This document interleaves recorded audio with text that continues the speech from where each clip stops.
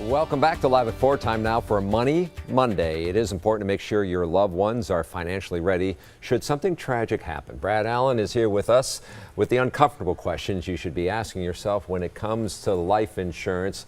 I know, like all of Packers Nation, you were up late last night as well, so we were all a little sleepy here and trying to answer these questions. A lot of coffee this morning. Right, so walk me through life insurance and the different types. So there's two different types of life insurance. You have term insurance and you have permanent. Okay. So term insurance is going to cover you for a period of time. Usually it's 10 to 20 years or so.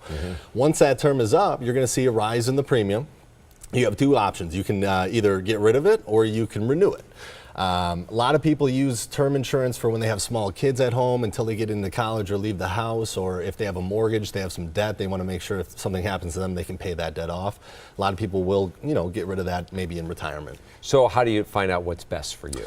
Well, you want to sit down with a financial professional, kind of have that conversation about what kind of needs do you have. You want to budget it out. So if you have a term policy, you need to know that when that term comes up, it's going to go up, and can you afford that? So we have on our website, wealthwisconsin.com, a calculator that shows what life insurance might be the best for you, but definitely you want to sit down with somebody and figure it out. So people might be saying, well, why do I really need life insurance? But it can provide that financial security blanket for folks if something happens. It's that protection, right? And anything that goes to your beneficiaries is tax-free. So that can be huge when you compare it to an IRA or a 401k in the market. If that 401k goes to your family, it goes down tax deferred, right? So they have to pay all the taxes at once. Uncle Sam becomes a big beneficiary of yours.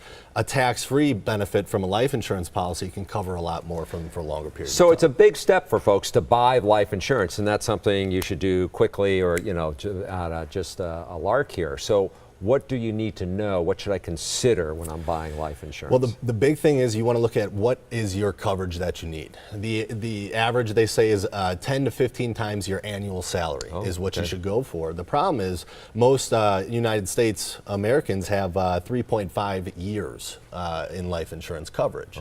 So they don't have enough. So you just want to figure out how much you have, how much you need. When you have a permanent policy, there's things like cash value that can help supplement your retirement as well. So the premium you put in goes into this cash value.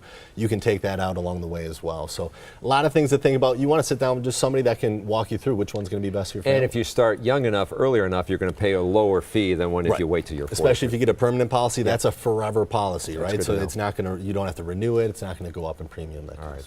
Thanks, and thank you for joining us today at 4. There's more news ahead.